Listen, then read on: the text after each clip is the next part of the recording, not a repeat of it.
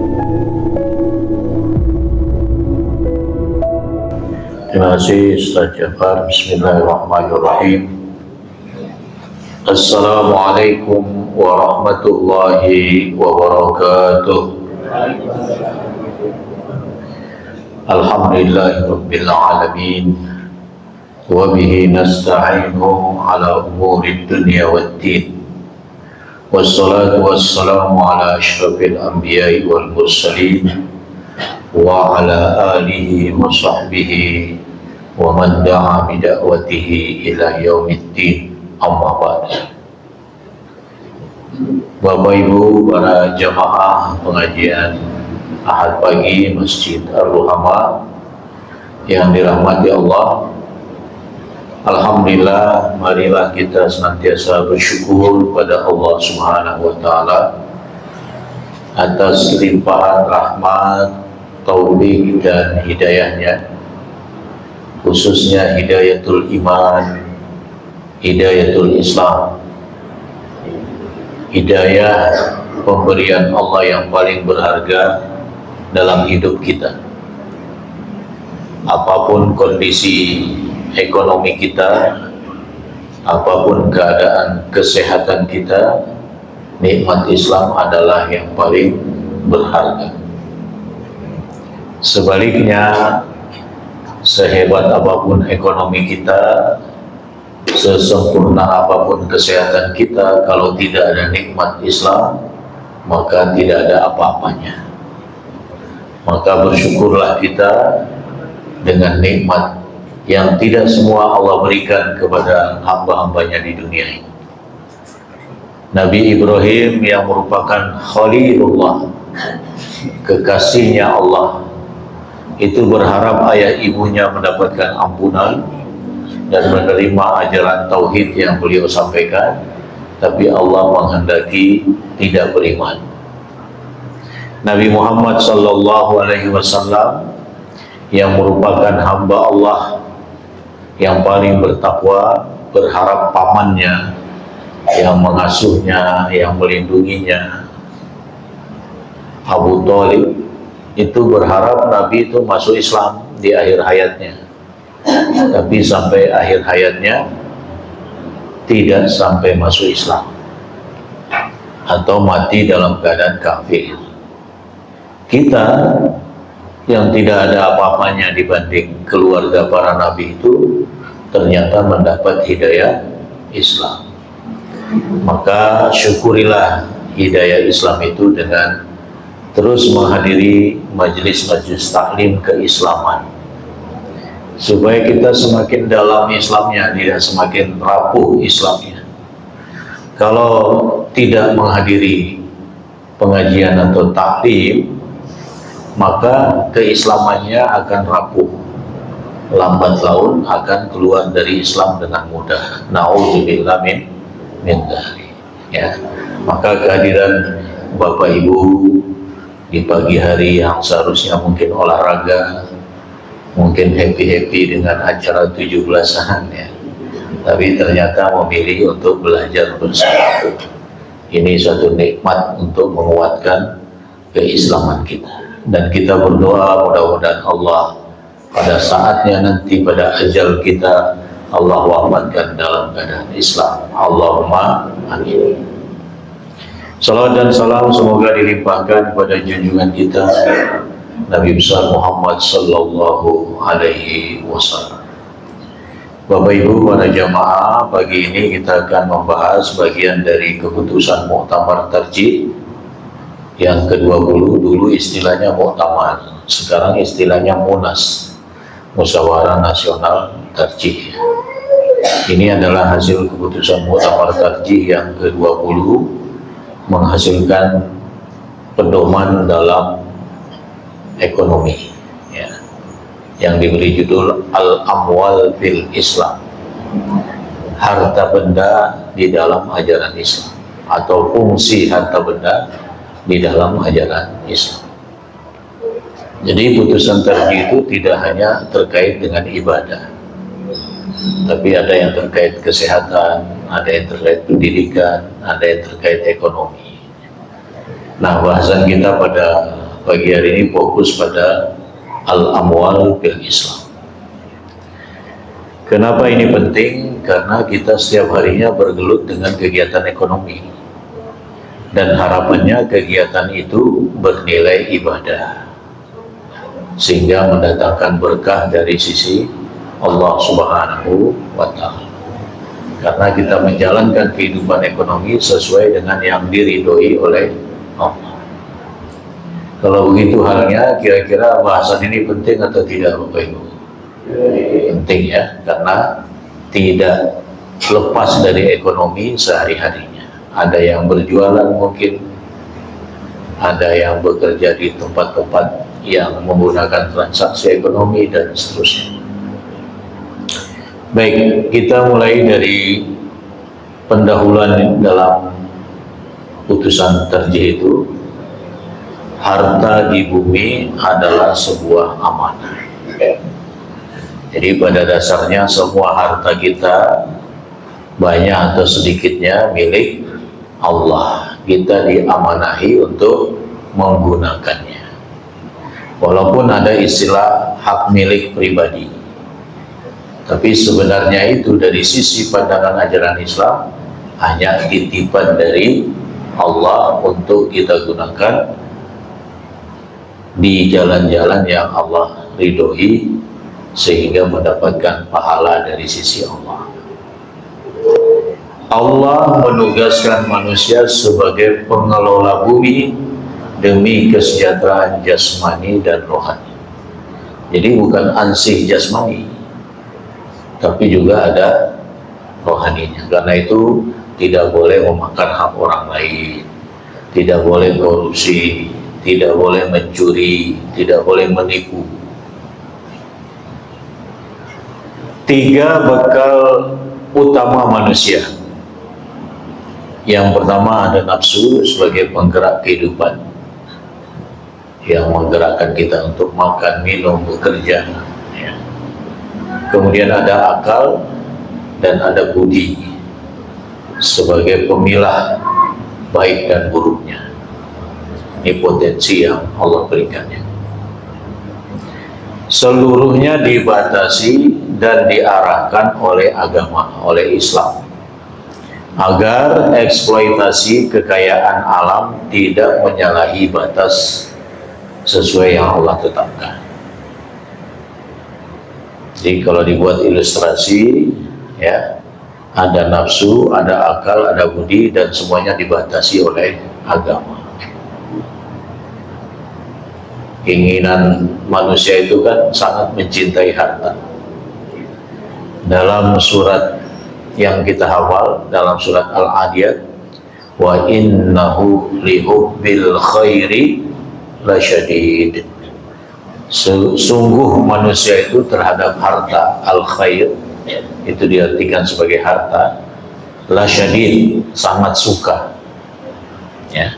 Tapi sukanya ini diarahkan oleh agama, oleh Islam. Tidak boleh tabzir misalnya, bahwa di dalam harta itu ada hak orang lain misalnya. Nah, itu batasan-batasan dari agama. Atau dalam surat Al-Fajr, wa tuhibbunal mala hubban jamma. Itu juga bagian dari kemanusiaan manusia, suka pada harta. Tapi kesukaannya ini dibatasi oleh agama agar memperoleh nilai, memperoleh berkah dari sisi Allah yang menitipkan harta itu. Definisi dan kedudukan harta atau mal. Mal dalam bahasa Arabnya, dalam bahasa Al-Qur'annya itu diartikan harta. Jamaknya amwal. Ya. Kenapa dinamakan mal? Karena manusia itu condong pada mal itu. Mal itu artinya kan kecenderungan. Segala benda yang dapat dipergunakan manfaatnya atau dinilai dengan harga, betapapun macam dan nilainya, itu yang disebut dengan mal. Ada ban motor, ban mobil, itu disebut harta atau tidak? Ya, masuk kategori harta karena ada nilainya. Ya, bisa dijual, walaupun sudah ban bekas masih bisa dijual. Bahkan yang menjual barang bekas itu lebih beruntung dari yang menjual barang baru. Mobil-mobil bekas itu lebih banyak untungnya daripada yang jual mobil baru. Nah, harta ada kalanya sebagai nikmat dari Allah Subhanahu wa Ta'ala yang menjadi sarana kebaikan untuk mendukung kehidupan. Mau pergi haji dengan harta, mau mengeluarkan zakat dengan harta, mau menyantuni anak yatim dengan harta. Tapi ada kalanya juga sebagai fitnah, dalam pengertian bukan tuduhan ya. Fitnah itu artinya ujian. Kalau dalam surat Al-Baqarah itu ada wal fitnatu asyaddu minal qatli. Fitnah lebih kejam daripada pembunuhan. Fitnah di sini bukan tuduhan. Ayat ini turun ketika kaum muslimin diutus oleh Nabi untuk memata-matai kafilah dagang Quraisy karena situasinya perang, dipimpin oleh Abdullah bin Jahash. Abdullah bin Jahash dengan kelompok kecilnya itu mencegat satu kabilah dagang Quraisy. Kemudian terbunuhlah salah satu dari mereka dan ditawan 2 orang dari mereka. Itu di akhir bulan Jumadil Tsani, masuk bulan Rajab, malam pertama bulan Rajab.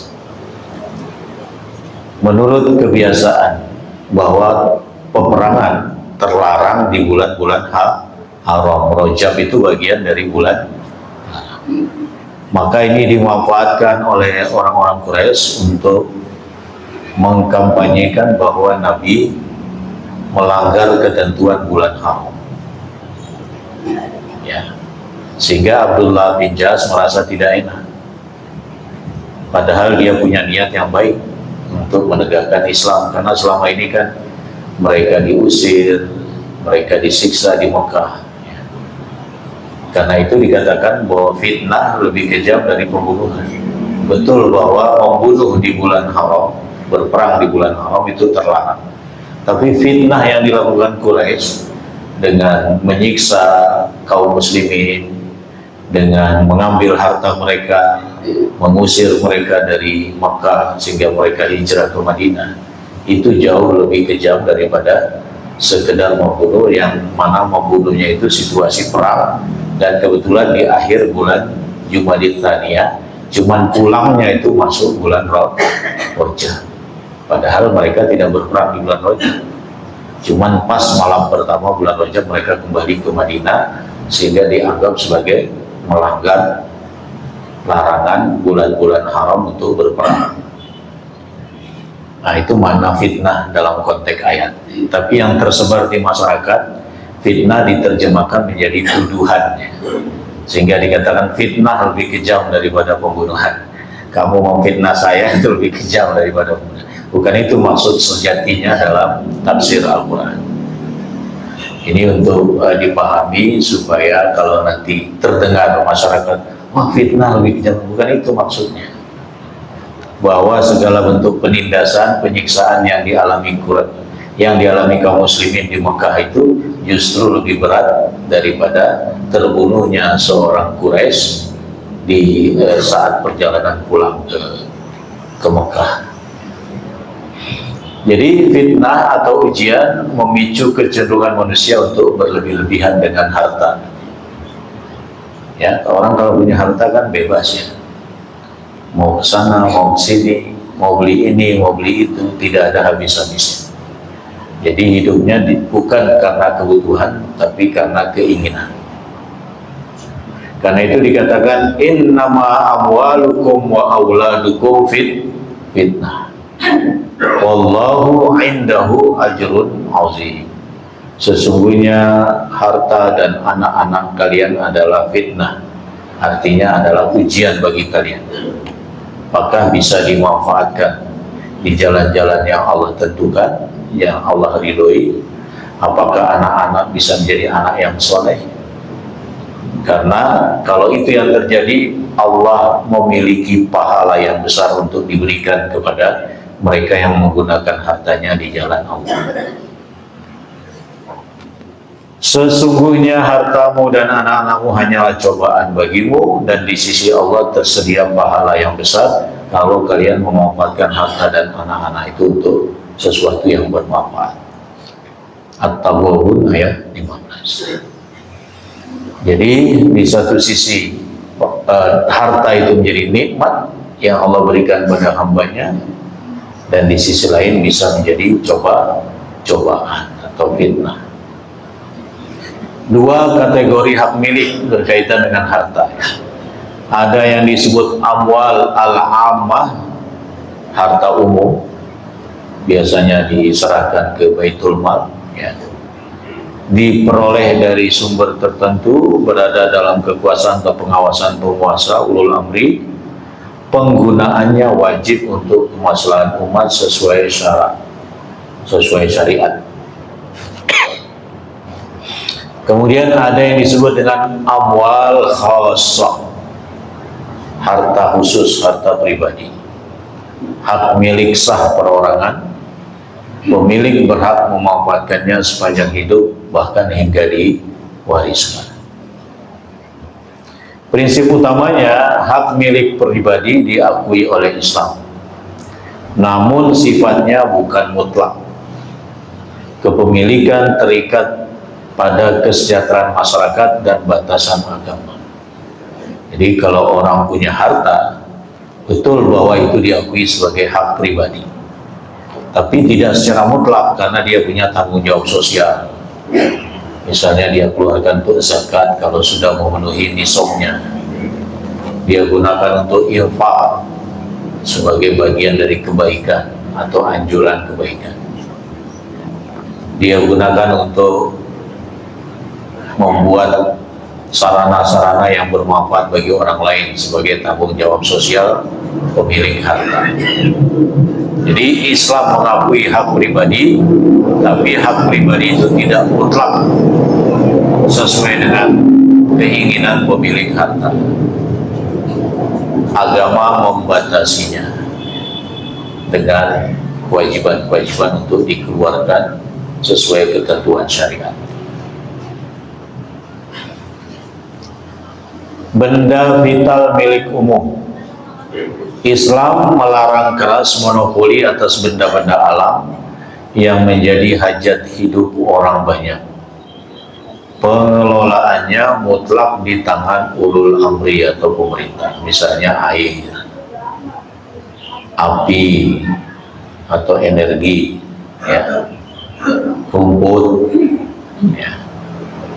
Jadi kalau itu dibutuhkan oleh banyak orang, itu tidak boleh menjadi hak milik pribadi secara mutlak, ya. Harus dikuasai oleh ulul amri. Karena itu Nabi dalam hadisnya sebagaimana yang diriwayatkan oleh Imam Ahmad dan Abu Dawud mengatakan, an-nasu syuraka'u fi thalathin.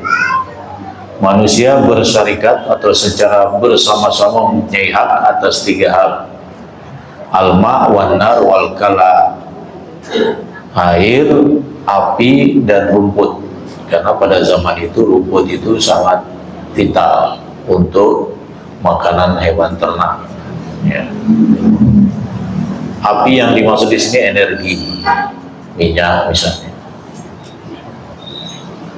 Konteks modernnya perusahaan listrik, kemudian pos, ya, air minum, serta barang tambang hasilnya bumi gas alam adalah hak milik umum. Di negara kita ya dikuasai oleh negara, alhamdulillah, melalui BUMN. Tapi seringkali sarang korupsi berada di BUMN itu, sehingga negara yang kaya ini semakin banyak pajaknya ini. Pajak listrik naik sangat tinggi ya.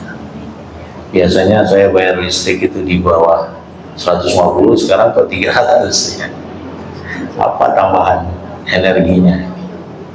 Jadi yang menyangkut hajat hidup orang banyak itu seharusnya BUMN-nya sudah dapat untung. Masa nggak untung dari dulu ya?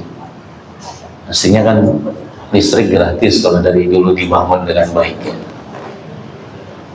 Kalau Bapak Ibu berapa bayar listriknya? Bertambah atau berkurang? Bertambah ya, berarti sama.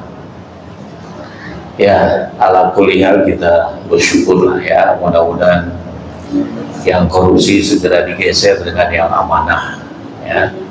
Karena keberkahan ditetapkan oleh Allah itu dengan iman dan takwa.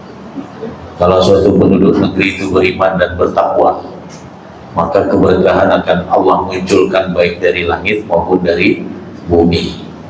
Law anna ahlal qura amanu wattaqaw lafatahna alaihim barakatim minas samai wal ardh.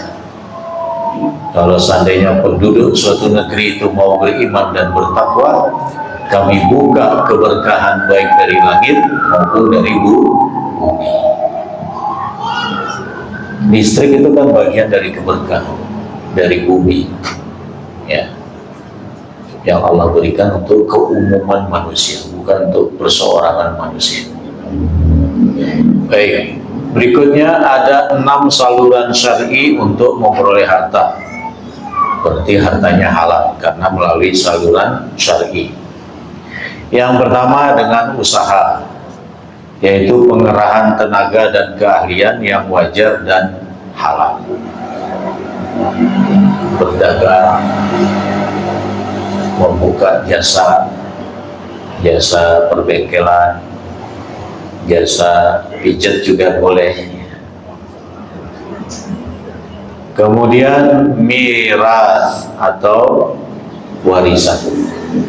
Miras bukan minuman keras ya. Jadi harus ada terjemahannya warisan, nanti salah tangkap, oh miras ternyata bagian dari usaha syariah.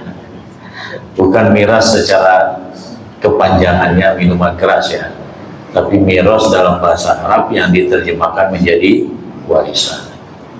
Perpindahan harta setelah meninggal dunia sesuai aturan faraid. Kita pernah menyinggung faraid, belajar waris beberapa pertemuannya. Masih ingat nggak kira-kira Bapak Ibu?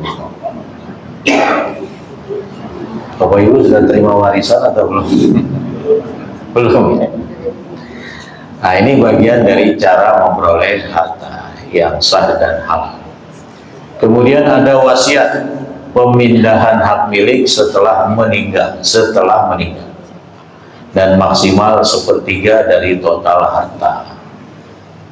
Nggak boleh lebih dari 1/3. Dan anak tidak boleh mendapat wasiat. Yang mendapat wasiat itu non ahli waris. Misalnya pondok pesantren, anak angkat, ya, atau seseorang yang berbaik hati ya, kepada satu keluarga. Kemudian yang keempat, hibah atau pemberian, pemindahan hak milik secara sukarela semasa hidup. Jadi masih dalam kondisi hidup. Tapi dalam praktek di pengadilan agama, hibah kepada seorang anak bisa dihitung sebagai warisan. Ya, karena bisa jadi ada ayah yang dalam tanda kutip keliru. Kamu tak hibahkan rumah ini tanpa persetujuan anak yang lain. Ya. Nah, sehingga itu bisa menjadi waris. Kemudian ada qardun atau hutang piutang. Bahwa qardun itu adalah bentuk tolong menolong yang wajib dikembalikan. Jadi sifatnya hutang itu tolong menolong, bukan sarana untuk mendapatkan kekayaan dengan membungakan hutang itu. Yakinlah kalau kita meminjamkan seseorang dan mengembalikan sesuai pinjaman, itu mendapat berkah dari sisi Allah. Jangan dilebih-lebihkan, dan bersyukur bisa membantu orang lain, bisa menolong orang lain. Nah, yang berhutang harus amanah. Nah, itu masalahnya. Seringkali yang berhutang itu tidak amanah, dan seringkali yang berhutang itu memeras. Sehingga ada yang viral ini kan pinjol-pinjol gitu ya.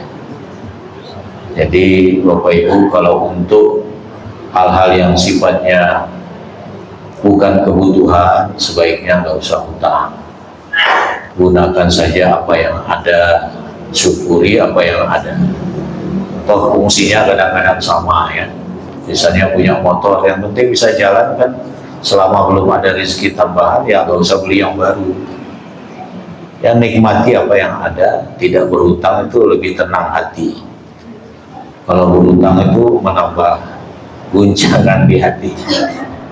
Ya, jadi memang hidup ini harus menggunakan logika yang tepat, yang sehat, supaya hidupnya tenang. Kemudian ariyah, pinjaman, meminjam barang tidak habis pakai dan harus dikembalikan utuh. Ya, hampir sama dengan qardun. Dalam istilah agama ada qardun kepada Allah. Qardun kepada Allah itu ya ibadah-ibadah harta itu. Kita berkorban itu qardun kepada Allah. Pasti Allah akan mengembalikannya lebih baik, lebih banyak daripada yang kita keluarkan. Karena Allah Maha Kaya. Tapi kadang-kadang tidak terlihat pengembalian itu secara materi. Mungkin yang meminjamkan pada Allah itu tambah sehat, kehidupan keluarganya tambah harmonis, ya. Atau nanti di akhirat dia dapat ganti yang lebih besar.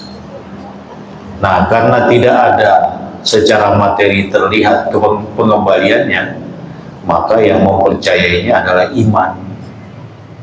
Ya, bukan nafsu yang mempercayainya. Imanlah yang membuat kita percaya Allah mengembalikan ketika kita meminjamkan harta kita kepada Allah. Jadi sampai bahasanya itu meminjamkan, padahal itu milik Allah semua. Inilah santunnya Al-Quran ya. Nah, itu beberapa saluran secara syar'i untuk mempelai harta, dan umumnya adalah melalui usaha. Ya, warisan itu dari sisi luar seseorang. Jadi jangan mengharapkan yang nomor 2 sampai nomor 6. Ya, utamakan yang nomor 1, usaha kita sendiri. Karena tidak hanya dapat materinya, tapi dapat pahala dari sisi Allah. Pada masa Umar bin Khattab ada kakak beradik, yang satunya di masjid aja, nggak mau kerja. Kemudian ditanya oleh Umar bin Khattab, kenapa ente nggak kerja? Saya sudah dijamin sama saudara saya. Kata Umar, saudaramu lebih baik dari kamu. Karena hidup ini tidak semata-mata sebagai Abdullah berdiam diri di masjid, tapi hidup ini juga sebagai Khalifatullah yang berusaha mencari nafkah, keluar. Nanti pada saat zuhur kembali lagi sebagai Abdullah, keluar lagi cari harta, cari karunia Allah. Nanti saat asar jadi Abdullah lagi. Itulah hidup ya. Jangan hanya pada satu sisi Abdullah saja. Saya tawakal nanti pasti uang ada di bawah sajadah, yang enggak ada. Ya. Itu kan cerita-cerita sinetron, uang di bawah bantal, uang di bawah sajadah, nggak ada usaha. Islam mengajarkan secara logis ya, bahwa untuk mendapat harta yang berusaha. Etika dan syarat mutlak untuk berusaha. Setiap orang bebas menggali kekayaan alam dan berdagang dengan syarat mematuhi garis pokok Islam. Syarat wajibnya misalnya harus halal. Bentuk usaha tidak dilarang oleh agama. Karena nikmat harta ini pertanyaannya dua. Di akhirat nanti pertanyaannya dua. Min aina iktasabahu, satu, dari mana diperoleh, halal atau tidak. Kemudian wa fima anfaqahu, dan kemana diinfakkan, dikeluarkan. Infak di sini bukan selalu berkonotasi positif ya.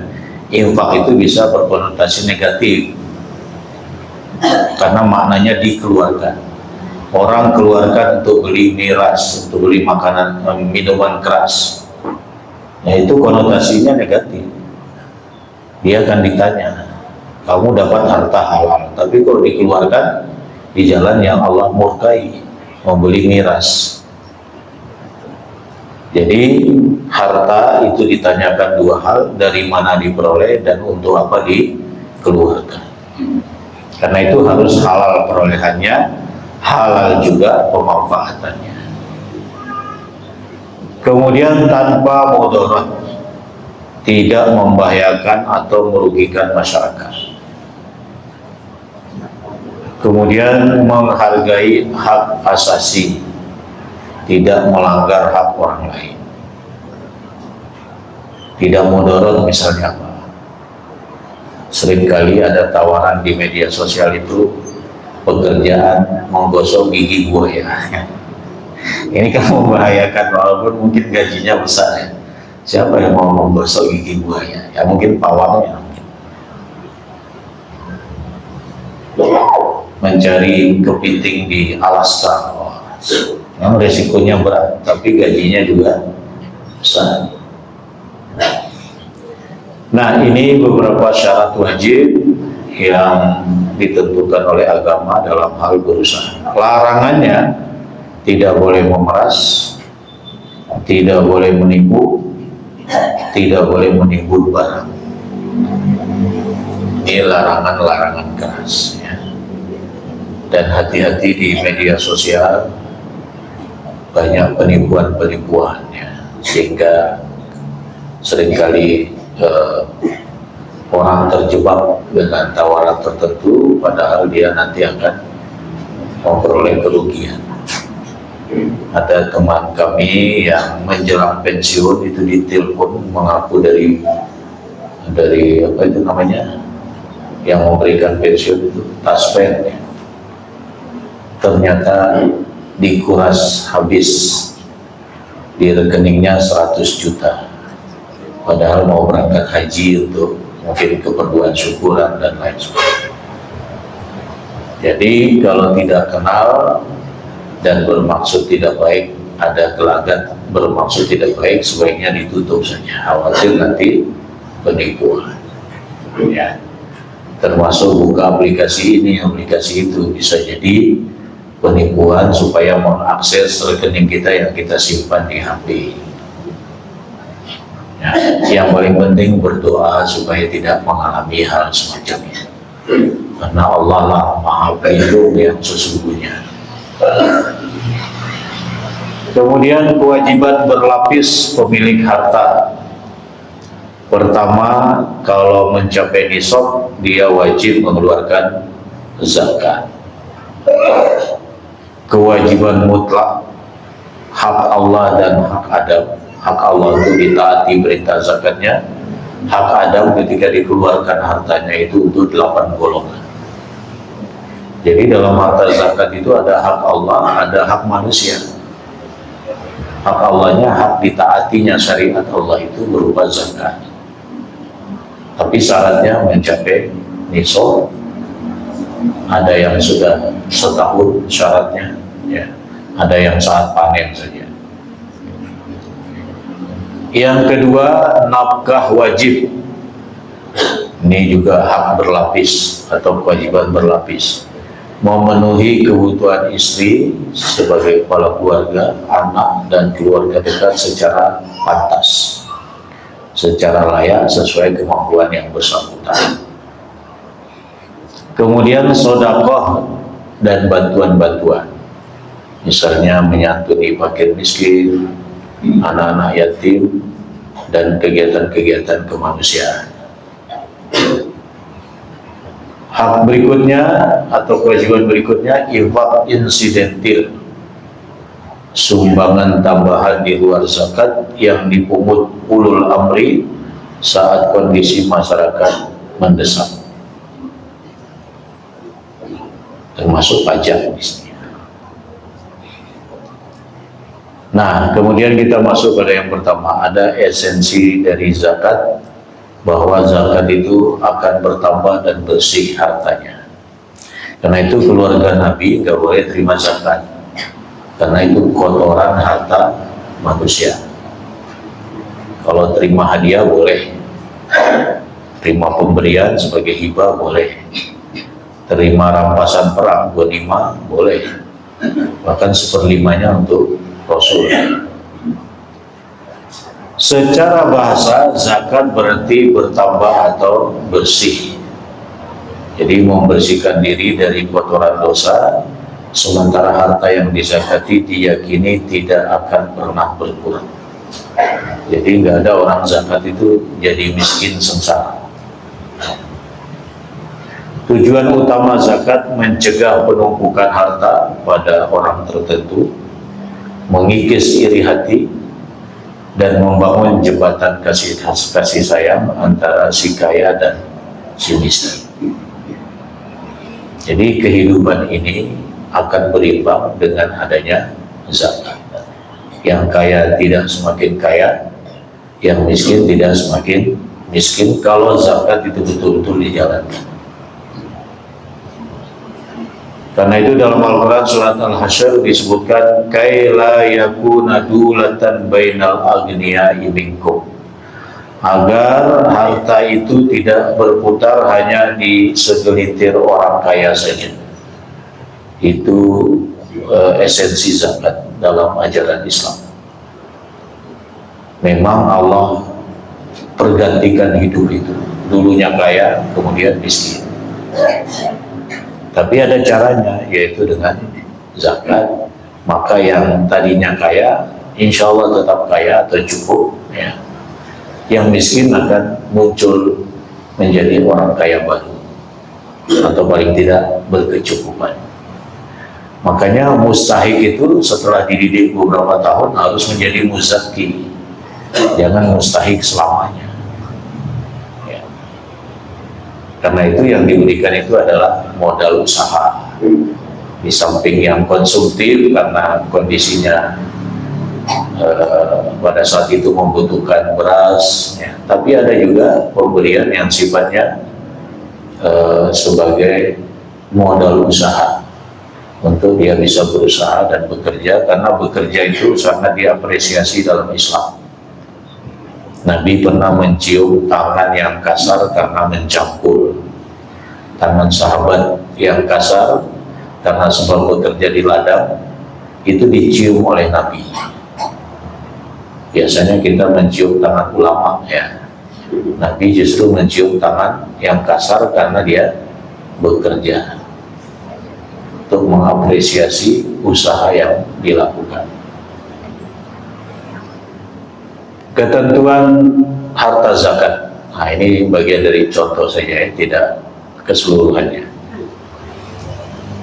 Kalau memiliki hewan ternak seperti sapi atau kerbau, nisabnya untuk wajib zakat, ya, harta maksimalnya, dan dia kemudian mendapat kewajiban zakat, itu disebut nisab, ya, harus punya 30 ekor.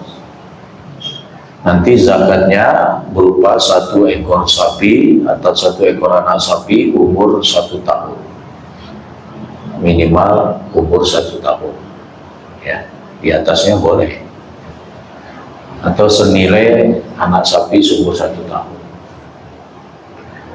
Untuk nisab kambing, ya, harus punya 40 ekor. Jadi kalau punya 39 ekor belum wajib zakat, masih kurang 1. Tapi nggak boleh disiasati, sudah punya 40 ekor disembelih 1, jadi nggak wajib zakat. Padahal zakat itu menambah harta bendanya.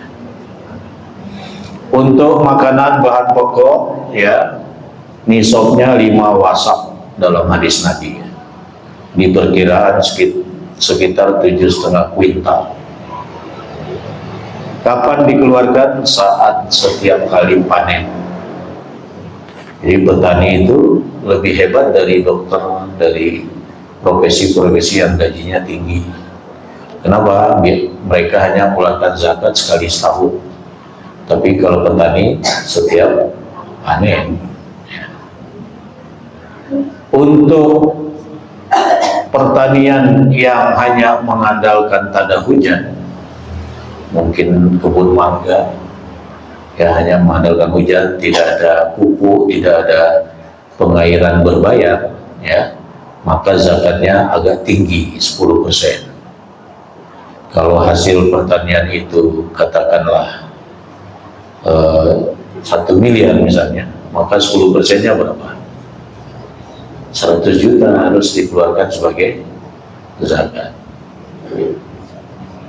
Tapi kalau menggunakan biaya pengairan kah, pupuk-pupuk kah, perawatan oleh seseorang kah, atau yang membantunya, maka nanti turun zakatnya menjadi separuhnya, yaitu 5%.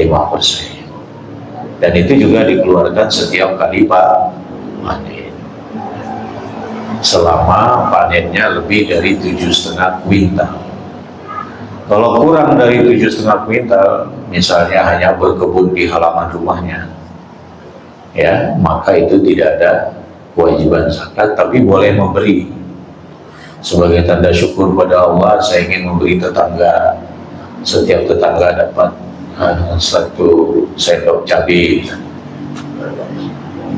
ya itu boleh, bahkan itu lebih baik, ya, sehingga harapannya panen berikutnya juga bertambah. Pokoknya orang memberi itu pasti Allah beri. Untuk zakat emas, perak, atau harta dagangan itu 2,5%, dikeluarkan setelah 1 tahun atau haul. Nah, jadi dokter tadi, ya, kalau punya emas yang mana nisabnya 85 gram, sudah berusia setahun, maka nanti 2,5% dari harga emas itu dia keluarkan. Barang tambang atau ma'adin dan hasil laut seperti emas, perak, minyak, dan lain-lain juga 2,5%. Sedangkan barang temuan, ya, benda rikas karena cuma nemu, maka ini lebih besar, yaitu 20%. Nisabnya 85 gram emas murni. Inilah kewajiban yang Allah wajibkan dan secara rinci disebutkan dalam hadis, tidak disebutkan dalam Al-Quran. Tetapi kalau waris disebutkan dalam Al-Quran. Siapa yang menerima harta zakat ini disebut dengan mustahik, penerima. Yang berhak menerima itu ada 8 golongan. Dalam surat At-Taubah ayat 60 disebutkan secara berurutan: fakir, miskin, amil, mu'allaf, riqab, gharim, ibnu sabil, dan sabilillah. Fakir itu sangat sengsara, tidak punya harta atau tenaga. Miskin memiliki penghasilan tapi tidak mencukupi kebutuhan pokok. Dalam ketentuan tafsir, kaidah tafsir, kalau di Al-Quran itu disebutkan miskin saja, maka termasuk fakir. Kalau disebutkan fakir saja, tidak ada kata miskin, maka termasuk miskin. Kalau disebutkan dua-duanya dalam satu ayat, ada fakir, ada miskin, maka fakir lebih sengsara daripada miskin. Amil, panitia atau pengurus pengelola zakat yang semata-mata tugasnya memang untuk mengelola harta zakat. Mu'allaf, orang yang dilunakkan hatinya, artinya baru memeluk agama Islam.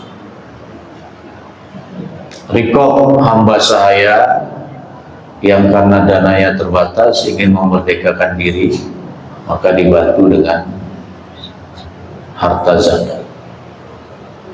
beberapa waktu di medsos itu ada budaknya, ternyata ada budak di Pakistan, negara Islam.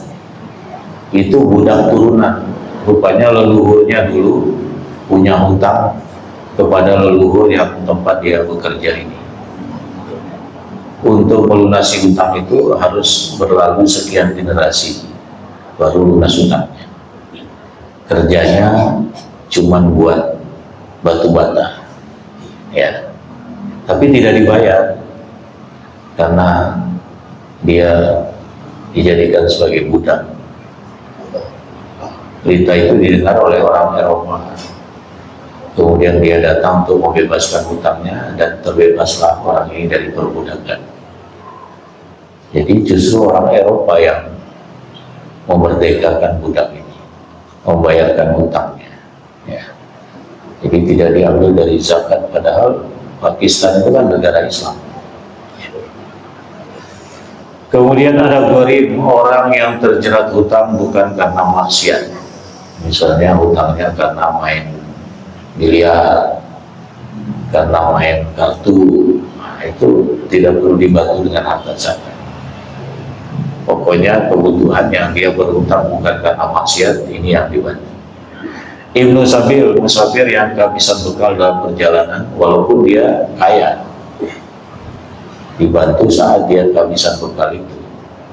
Jadi kalau masih bisa menghubungi keluarganya, ya tidak wajib karena mudahnya transfer dan lain sebagainya. Kemudian yang belakang, yang terakhir itu sabilillah, pejuang di jalan Allah untuk mencari keridhaan Allah. Yang khusus adalah berperang, berjihad di jalan Allah. Itu yang lebih khusus. Inilah 8 mustahik. Innamas shadaqatu lil fuqara wal masakin wal 'amilina 'alaiha wal mu'allafati qulubuhum wa fir riqab wal gharimin wa ibnu sabil wa fi sabilillah. Nah, itu ayatnya. Etika sosial dalam hutang piutang. Hutang piutang adalah bentuk pertolongan, bukan alat eksploitasi. Nah, ini harus digarisbawahi ya.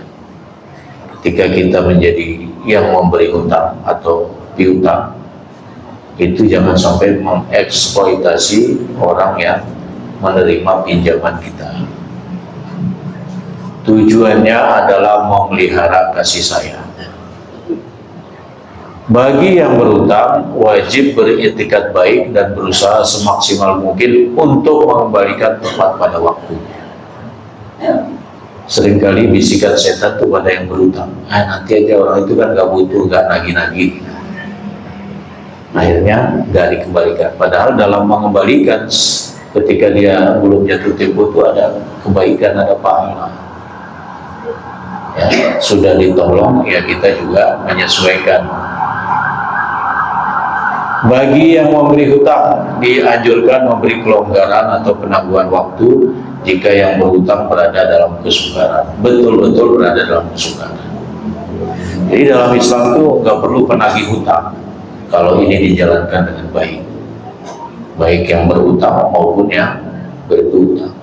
Nah, di dunia realitas kita ini ada bodyguard penagih hutang. Biasanya yang dipakai ke orang-orang timur ya. Orang Flores, orang Maluku ya. Karena dianggap sangat ya. Jadi orang itu bayar hutang itu bukan karena Allah, tapi karena nggak berani dibentak-bentak oleh para penagih hutang itu. Ya seharusnya nggak gitulah ya. Yang berhutang dapat kebaikan dari sisi Allah karena dia membayar hutang sesuai dengan temponya ya, menepati waktunya. Yang memberi hutang memberikan kelonggaran. Ketika melihat yang berhutang itu betul-betul dalam realitasnya belum bisa bayar hutang karena usaha agak berat ya, dia beri kelonggaran, bahkan dengan berbaik hati dia putihkan ya. Tapi ya jangan berharap begitu bagi yang berhutang ya. Itu anjuran agama, bukan kewajiban bagi pemberi hutang. Jadi pemberi hutang itu rata-rata galak ya. Bahkan menyiapkan tim penagih yang sangar-sangar. dan dia hidupnya dari situ, padahal maksud berhutang itu untuk saling tolong menolong, ya, sehingga tidak perlu ada kelebihan bayar. Maka hati-hatilah dalam berhutang. Ada satu doa yang diajarkan Nabi supaya kita walaupun hutang menumpuk setinggi gunung, insya Allah dibantu Allah menyelesaikannya. Allahumma malikal mulki tu'til mulka man tasha wa tanzi'ul mulka mimman tasha wa tu'idzu man tasha wa tudhillu man tasha biyadikal khair innaka ala kulli syai'in qadir. Rahmanud dunya wal akhirah wa rahimuhuma tu'ti man tasha wa tamna'u mimman tasha irhamni rahmatan tughnini biha an rahmati man siwa. Itu kata Nabi, kalau orang punya hutang walaupun menggunung, insya Allah terbayar. Kenapa saya hafal? Karena saya baca, ya. Karena saya punya hutang, ya. Untuk membeli rumah kan namanya PNS itu nggak mungkin bisa membeli rumah cash, perlu berhutang, ya. Karena PNS itu gajinya ya tetap dan sedikit, ya. Kalau pengusaha bisa sekali untung mungkin di atas 50 juta, di atas 100 juta, ya. Pengusaha besar. Ala kulli hal kita tetap bersyukur apapun yang kita miliki. Kemudian wajib diadakan pencatatan tertulis dan persaksian seperlunya demi menghindari fitnah di kemudian hari, baik yang berhutang maupun yang memberi hutang. Tercatat, ini anjuran Islam supaya tertib administrasi dan menjadi bukti bahwa pinjamnya sekian. Karena bisa saja mengaku wah di atas itu pinjamannya, bisa juga mengaku wah saya nggak pinjam di atas itu. Jadi supaya ada bukti yang kuat maka diperlukan pencatatan. Kesimpulannya Bapak Ibu, harmoni harta dalam Islam sumber mutlak, seluruh kekayaan alam pada hakikatnya milik Allah. Lillahi ma fis samawati wa ma fil ardh. Milik Allah lah apa yang ada di langit dan apa yang ada di bumi. Prosesnya harus halal. Manusia diberi amanah untuk menggalinya melalui akal budi, keahlian, dan usaha yang tidak merugikan pihak lain.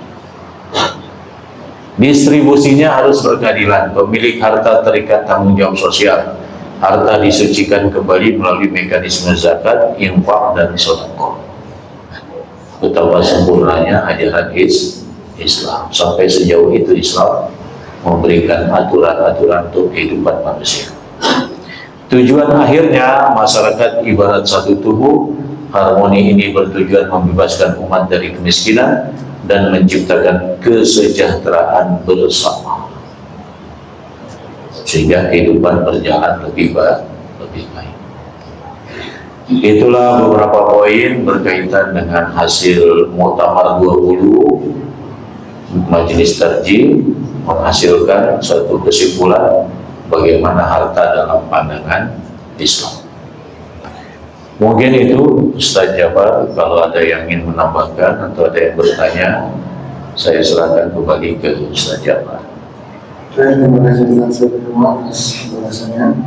Silakan dari belakang.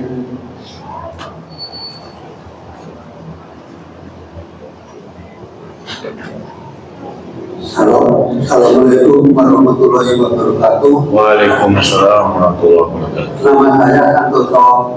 Waktu saya jadi temanten, itu adik dari mentu bapak mertua saya memberikan tanah dan rumah.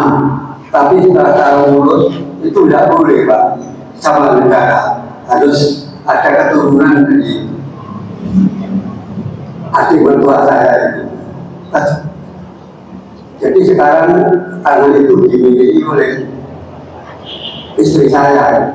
Gimana Pak itu? Iya, berarti pamannya itu, pamannya, adik mertua kan berarti paman dari istri ya, memberikan ke bapak berupa tanah, ya. Apa itu diketahui oleh keluarga yang bersangkutan, keluarga pemberi, atau cuma diberikan diam-diam, dibisikin? Oh, ini Anda calon menantu yang hebat. Jadi dia punya kalau punya rumah itu buat tempat. Jadi Pemberiannya waktu masih hidup. dan dia juga punya keturunan. Ya, yaitu sebenarnya termasuk kategori hibah. Tapi pengadilan seringkali membatasi hibah itu hanya sepertiga, sama dengan wasiat.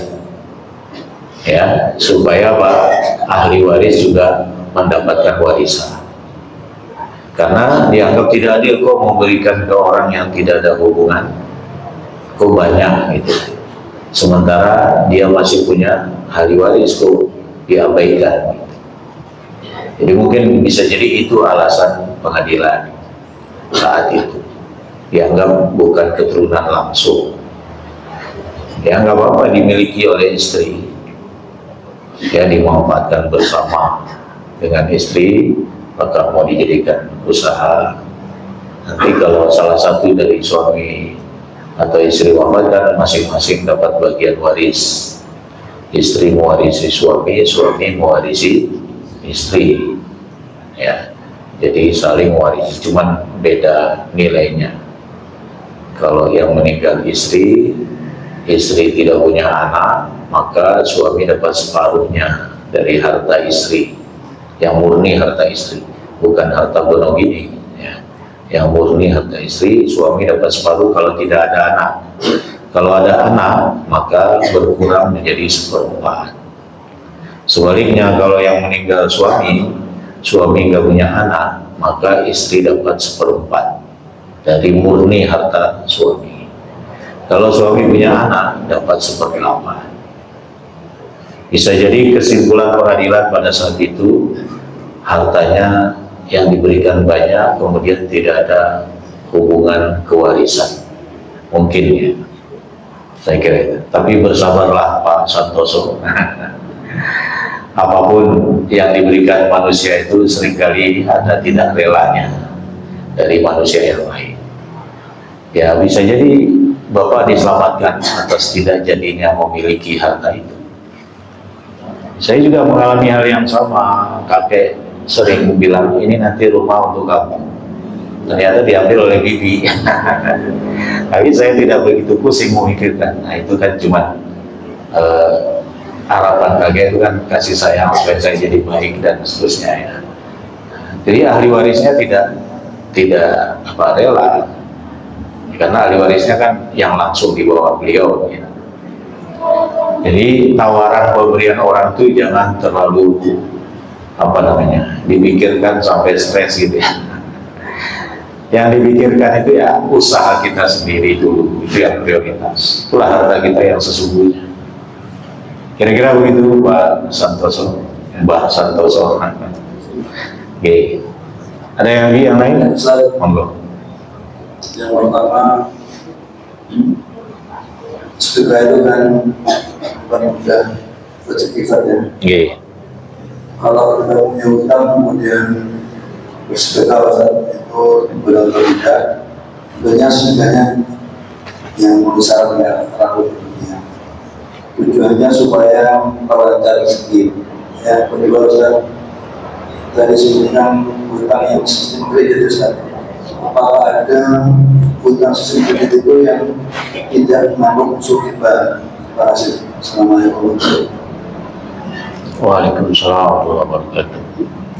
Yang pertama, bahwa seseorang yang memiliki hutang boleh bersedekah selama dia bisa memastikan bahwa hutangnya akan terbayar. Memang prioritasnya ya hutang itu, tapi seringkali jatuh temponya masih cukup panjang. Apakah kemudian tertahan untuk tidak bersedekah, berinfak? Ya tidak. Itu bisa dia lakukan selama tidak memberatkan dengan adanya hutangnya, dan memanfaatkan pemberian sedekah atau infak itu sebagai wasilah dalam berdoa untuk dimudahkan rezekinya juga boleh. Tadi niatnya, harapannya supaya lancar rezekinya dan bisa melunasi utangnya. Tapi kalau dia sendiri dalam hitungannya dia, wah ini agak berat, ya sementara ditunda dulu, bukan dihentikan ya, bukan tidak memberi sama sekali, tapi ditunda. Mungkin ada kesempatan yang lebih pas untuk dikeluarkan karena rezeki bertambah misalnya. Jadi orang yang berutang dan insya Allah sanggup membayarnya, dianjurkan juga tetap berinfak dan bersedekah. Ya. Tapi kalau dia memiliki uang yang cukup, sebaiknya ditutup saja hutangnya. Ya, lebih utama ditutup hutangnya sehingga dia bebas dari hutang-hutang yang ada. Karena hutang yang tidak terbayar itu juga akan dipertanggungjawabkan di akhirat kelak. Jadi sebaiknya segera menutup. Dan usahakan berhutang itu tidak selalu yang konsumtif. Usahakan hutang itu yang sifatnya produktif sehingga dia bisa bekerja dan membayarnya, kemudian punya modal untuk usaha berikutnya. Ya, karena utang yang konsumtif itu seringkali berdasarkan keinginan, bukan berdasarkan kebutuhan. Ingin HP-nya bagus, berhutang. Ingin kendaraannya lebih bagus, berhutang. Ingin ini, itu, dan seterusnya, berhutang. Ya. Bagaimana dengan hutang yang sifatnya menyicil? Apakah boleh? Ya, sifatnya nanti diberikan apa yang diinginkan itu dibeli oleh bank syariah, kemudian bank syariah membayar hutang itu sesuai dengan kesepakatan yang ada, kesepakatan bersama. Misalnya saya di muamalah mengambil hutang untuk beli rumah, sebenarnya itu kerjasama, bank muamalat yang memberikan, nanti saya yang bayar dengan cara menyicil. Sebaiknya memilih yang syariah, ya, jangan memilih yang non syariah, yang konvensional. Sering orang mengatakan yang syariah lebih mahal sedikit, ya nggak apa-apa lah ya.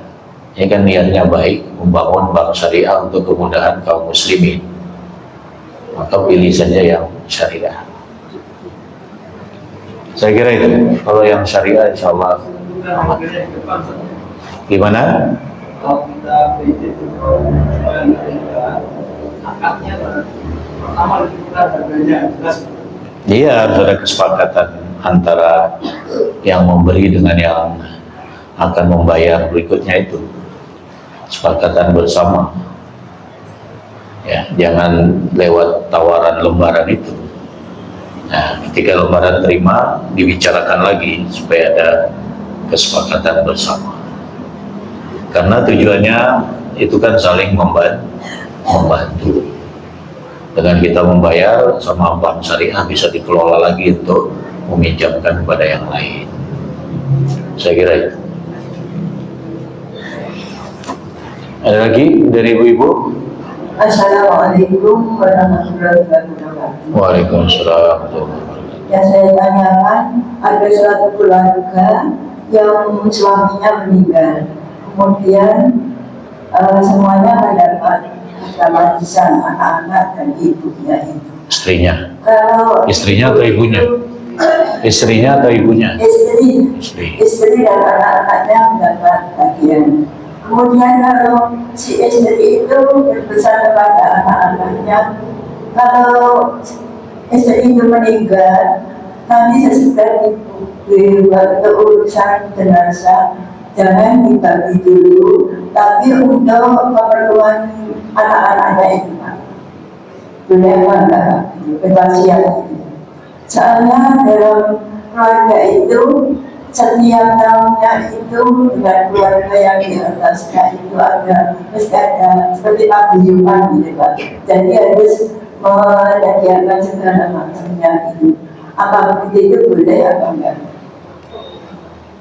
Tidak boleh dibagikan untuk semua keluarga anak-anaknya manusia. Maksudnya kalau ada keperluan untuk semua keluarga di atasnya itu untuk biayanya, jadi nggak usah urutan maksudnya. Sebenarnya tidak boleh karena dia sudah meninggal. Meninggal itu sudah ditetapkan oleh Allah hartanya untuk siapa. Tidak boleh mengatur dan tidak ada wasiat untuk ahli waris. Wasiat itu untuk bukan ahli waris. Tapi kalau wasiat kebaikan nggak apa-apa. Jangan tinggalkan sholat, jangan keluar dari Islam. Itu juga wasiat, tapi wasiat non harta. Boleh kepada ahli waris. Tapi wasiat harta itu tidak boleh kepada ahli waris karena mereka dapat warisan. Karena itu dibatasi wasiat itu 1/3 harta yang ditinggalkan, 2/3-nya untuk warisan. Ya. Oh, jadi yang andikan yang dibagi 1/3-nya. Jadi harta kalau sudah mati itu dikelola Allah melalui warisan, melalui ilmu waris itu. Tidak boleh diatur-atur oleh pemilik harta. Kalau mau ngatur-ngatur ya saat masih hidup itu dia tabung sebagian hartanya, kemudian dia sampaikan ini hibah untuk semua anak-anakku untuk modal keperluannya. Nah, gitu, jangan jadi waris. Kalau jadi waris ya itu hak ahli waris. Yang meninggal nggak boleh ngatur-ngatur. Kalau mau seperti itu, ambil sekian hartanya, simpan di tempat tertentu, apakah di bank syariah dan seterusnya, nanti diberikan wasiat ini semuanya untuk keperluan siapa yang membutuhkan. Tapi itu akan memunculkan konflik di kalangan ahli waris dengan beralasan saya butuh ini, saya mau ngambil itu. Yang satu lagi mengatakan saya butuh ini anak saya mau sekolah. Jadi tidak ada kejelasan. Lebih aman kalau jadi waris, dibagi ya sudah, itu haknya. Masalah dia nanti membantu saudaranya itu termasuk didikan orang tua, saling membantu. Ya, daripada harta jadi sasaran konflik atau dasar konflik para ahli waris. Kalau dijadikan modal kebutuhan semuanya, ya semua beralasan punya kebutuhan, ya. Karena ada anaknya mau nikah, ada anaknya mau berangkat kerja dan seterusnya. Jadi sebaiknya dijadikan warisan, aman, dibagikan. Oke, ada yang lain? Cukup? Ibu-ibu yang lain nggak ada? Kalau tidak ada pertanyaan, tanda tidak ada hutang. Baik, kalau tidak ada, Bapak Ibu yang dirahmati Allah, mari kita mohon pada Allah supaya harta-harta kita menjadi keberkahan bagi keluarga. Kita cari harta yang halal dan kita gunakan di tempat-tempat, di jalan-jalan yang Allah ridhoi. Tidak untuk kita gunakan sebagai jalan kemaksiatan kepada Allah. Ya, kita berlindung dari memperoleh harta yang haram yang akan mengangkat keberkahan yang ada pada kita dari sisi Allah Subhanahu wa Ta'ala. Demikian, mudah-mudahan ada manfaatnya. Saya kembalikan ke Ustaz Jafar. Assalamualaikum warahmatullahi wabarakatuh.